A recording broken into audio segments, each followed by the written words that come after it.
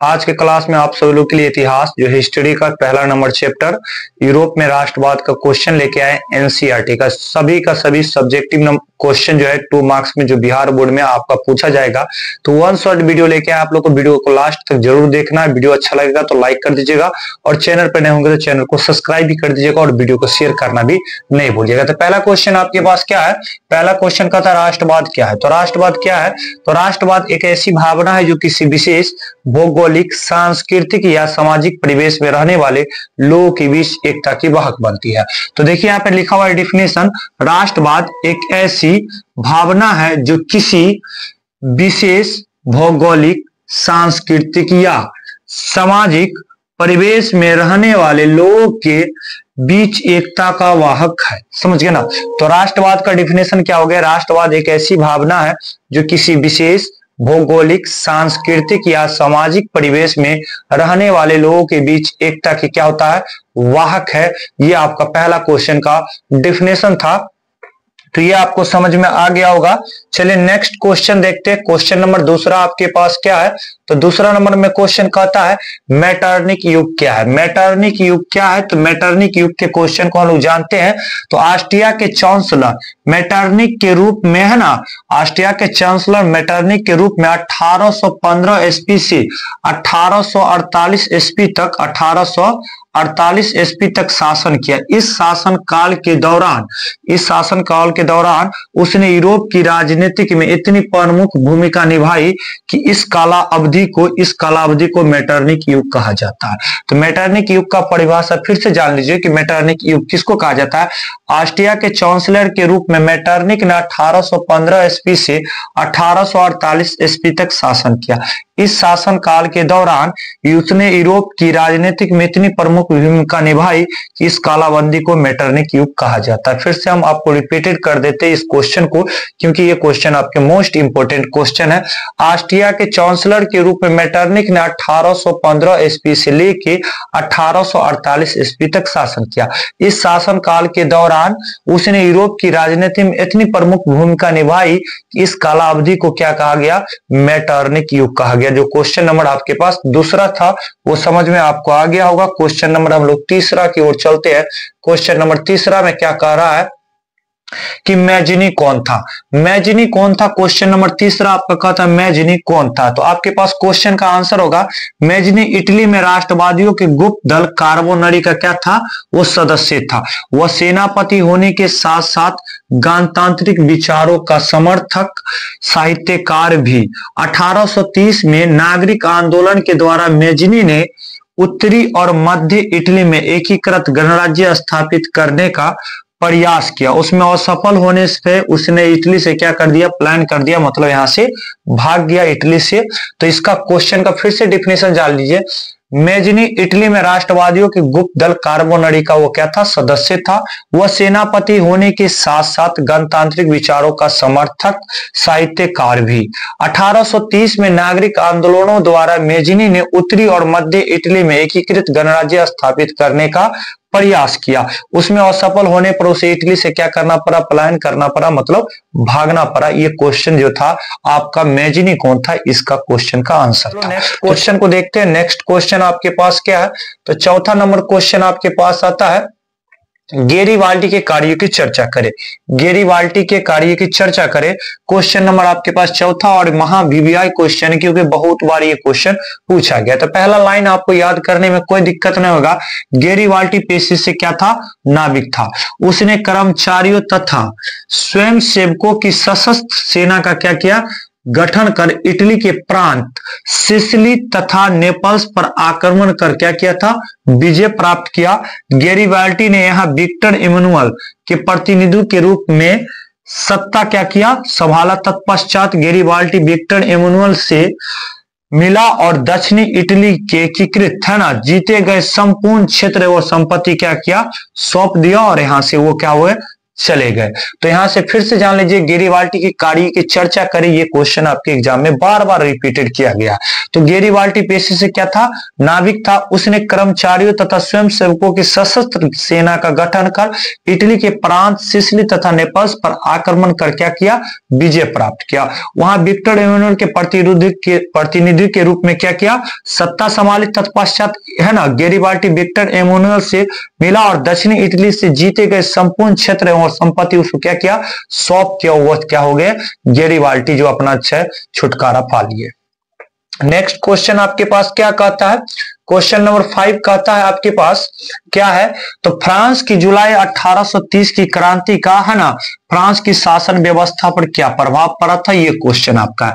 तो पहला जो इसका प्रभाव पड़ा था, चार्ल्स दशम के प्रतिक्रियावादी शासक का क्या हो गया, अंत हो गया। दूसरा जो था, बुर्बो वंश के स्थान पर आलियंस वंश को सत्ता सौंप दिया गया। तीसरा जो था, इस वंश के शासक ने उदारवादियों तथा पत्रकारों के समर्थन से क्या किया, सत्ता प्राप्त किया। तो ये तीसरा जो था इसका पॉइंट था। तो क्वेश्चन पूछेगा 5वां नंबर कहता है, फ्रांस की जुलाई 1830 की क्रांति का फ्रांस की शासन व्यवस्था पर इसका क्या प्रभाव पड़ा था। तो पहला कहता है, चार्ल्स दशम के प्रतिक्रियावादी शासक का क्या हो गया, अंत हो गया। दूसरा कहता है, बुर्बो वंश के स्थान पर आलिय वंश को क्या कर दिया गया, सत्ता सौंप दिया गया। तीसरा बात कहा गया, इस वंश के शासक ने उदारवादियों तथा पत्रकारों के समर्थन से क्या किया, सत्ता हासिल किया था। तो चलो नेक्स्ट क्वेश्चन को देखते हैं। नेक्स्ट क्वेश्चन आपके पास 6ठा नंबर क्वेश्चन क्या कहता है, जर्मनी के एकीकरण की बाधाएं क्या थी। जर्मनी के एकीकरण की बाधाएं क्या थी। तो पहला है, जर्मनी के एकीकरण की निम्नलिखित बाधा था। पहला, लगभग 300 छोटे बड़े राज्य था, लगभग है ना 300 छोटे बड़े क्या था, राज्य था।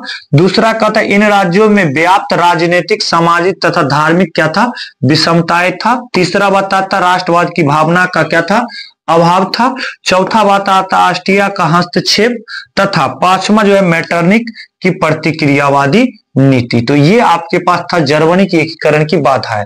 तो जर्मनी के एकीकरण की बाधा क्या था, पहला बाधा जो था, लगभग 300 छोटे बड़े राज्य, इन राज्यों में व्याप्त है राजनीतिक, सामाजिक तथा धार्मिक क्या था, विषमताएं थे, मतलब जाति धर्म के अनुसार। तीसरा कहता है, राष्ट्रवाद की भावना का अभाव था। चौथा था, ऑस्ट्रिया का हस्तक्षेप तथा पांचवा जो था, मेटरनिक की प्रतिक्रियावादी नीति। ये था आपके पास 5 गो इसका पॉइंट। नेक्स्ट क्वेश्चन देखते हैं। नेक्स्ट क्वेश्चन क्या कहता है, ये क्वेश्चन तो बहुत ही खतरनाक क्वेश्चन है। इटली जर्मनी के एकीकरण में ऑस्ट्रिया की भूमिका क्या थी, ये क्वेश्चन बार बार पूछा जाता है। इटली तथा जर्मनी के एकीकरण में ऑस्ट्रिया सबसे बड़ी क्या था, बाधा था। मतलब इटली और जर्मनी के एकीकरण एक होने में जो था, ऑस्ट्रिया का सबसे बड़ा बाधा था, मतलब बीच में पड़ रहा था। एकीकरण के पीछे मूलतः राष्ट्रवादी भावना भी और ऑस्ट्रिया का चांसलर मेटरनिक घोर प्रतिक्रियावादी था। उसने इटली तथा जर्मनी के एकीकरण हेतु होने वाले सभी आंदोलनों अथवा प्रयासों का क्या किया, दबाया। तो क्वेश्चन पूछेगा, इटली जर्मनी के एकीकरण में ऑस्ट्रिया की क्या भूमिका थी। तो आप कहेगा, इटली तथा जर्मनी के एकीकरण में ऑस्ट्रिया सबसे बड़ी बाधा थी। एकीकरण के पीछे मूलतः राष्ट्रवादी भावना भी और ऑस्ट्रिया का चांसलर मेटरनिक घोर प्रतिक्रियावादी था। उसने इटली तथा जर्मनी में एकीकरण हेतु होने वाले सभी आंदोलनों अथवा प्रयासों को क्या कर देता था, दबा देता था, मतलब कुचल देता था। तो चलो नेक्स्ट क्वेश्चन आपके पास, क्वेश्चन नंबर जो है 8 क्या कहता है। ये क्वेश्चन तो आपका बहुत इंपॉर्टेंट क्वेश्चन है। क्वेश्चन में क्या कहता है, 1848 के फ्रांसीसी क्रांति के कारण क्या थे, अथवा क्वेश्चन ऐसे पूछता है, 1848 की फ्रांसीसी क्रांति के मुख्य 3 कारणों का क्या करना है, उल्लेख करना है, मतलब बताना है। फ्रांस में जुलाई 1830 की क्रांति के पश्चात आलियंस वंश के है ना, लुई फिलिप ने उदारवादियों, पत्रकारों तथा पेरिस की जनता के समर्थन से क्या किया, सत्ता प्राप्त किया। राजा बनने के बाद लुई फिलिप ने मताधिकार को मध्यम वर्ग तक तो पहुंचा दिया, किंतु साधारण जनता को कोई लाभ नहीं मिला। लुई फिलिप समाज के विभिन्न वर्गों, समाजवादियों, गणतंत्रवादियों, निरंकुशवादी आदि को संतुष्ट करने की कोशिश में किसी को संतुष्ट नहीं कर पाया। इसको हम फिर से एक बार रिपीटेड कर देते हैं, जिससे आपको याद हो जाए। फ्रांस में जुलाई 1830 की क्रांति के पश्चात आलियंस वंश को लुई फिलिप ने उदारवादियों, पत्रकारों तथा पेरिस की जनता के समर्थन से सत्ता प्राप्त की। राजा बनने के बाद लुई फिलिप ने मताधिकारों को मध्यम वर्ग तो पहुंचा दिया, लेकिन साधारण जनता को कोई लाभ नहीं मिला। लुई फिलिप ने समाज के विभिन्न वर्ग, समाजवादियों, गणतंत्रवादियों, निरंकुशवादियों आदि को संतुष्ट करने की कोशिश में वो किसी को क्या कर पाया, संतुष्ट नहीं कर पाया, और इसके वजह से जो था 1848 की क्रांति जो था वो सफल नहीं हो पाया। चलो नेक्स्ट क्वेश्चन देखते हैं। क्वेश्चन नंबर जो है 9, ये आपके पास क्वेश्चन कहता है कि यूरोपीय इतिहास में घेटों का क्या मतलब है। यूरोपीय इतिहास में घेटों का क्या अर्थ है। यह शब्द जो है मध्य यूरोपीय देशों में यहूदी बस्ती के लिए प्रयोग किया जाता था। आज की भाषा में यह धर्म, प्रजाति है ना, समान पहचान वाले लोगों की दर्शाता है। घेटोकरण मिश्रित व्यवस्था के आधार पर एक क्या सामुदायिक व्यवस्था थी जो सामुदायिक दंगों को देशी रूप देता था। मतलब जो दंगा होता था उसको देशी रूप दे दिया करता था। इसको एक बार और बता देते हैं। यूरोपीय इतिहास में घेटों का मतलब क्या है, मतलब इसका क्या मतलब है। यह शब्द यूरोप है ना, मध्य यूरोपीय देशों में यहूदी बस्ती के लिए प्रयोग किया जाता था। आज की भाषा में यह धर्म, प्रजाति, समान पहचान वाले लोगों की दर्शाता है। घेटोकरण मिश्रित व्यवस्था के स्थान पर एक सामुदायिक व्यवस्था थी जो सामुदायिक दंगों को क्या करता था, देशी रूप दे दिया करता था। चलो नेक्स्ट क्वेश्चन में देख लोगे। नेक्स्ट क्वेश्चन क्या है, नेक्स्ट क्वेश्चन नहीं बल्कि पॉइंट है। तो अगला जो हमारे पास पॉइंट है, पहला क्या कहता है, हंगरी की राजधानी कहाँ है। तो हंगरी की राजधानी जो है बुडापेस्ट। वेर्साई की संधि कब हुआ था, तो 1919 में हुआ था। कार्बोनरी की स्थापना कब हुआ था, तो 1810 में हुआ था, जो आपके पास ऑब्जेक्टिव में पूछा जा सकता है। तो मात्र 10 से 11 मिनट के वीडियो में आप सभी लोग को वन शॉट कंप्लीटेड कर दिया गया। यूरोप में राष्ट्रवाद जो भी था आपका 2 मार्क्स का क्वेश्चन एनसीईआरटी का पूरा क्या कर दिया गया, रिकवर कर दिया गया। आप लोग को वीडियो कैसा लगा हो कमेंट बॉक्स में जरूर बताइएगा। अगर वीडियो अच्छा लगा हो तो लाइक कर दीजिएगा। चैनल को सब्सक्राइब नहीं किया जाता है, चैनल को सब्सक्राइब कर दीजिएगा और वीडियो को शेयर करना नहीं भूलिएगा।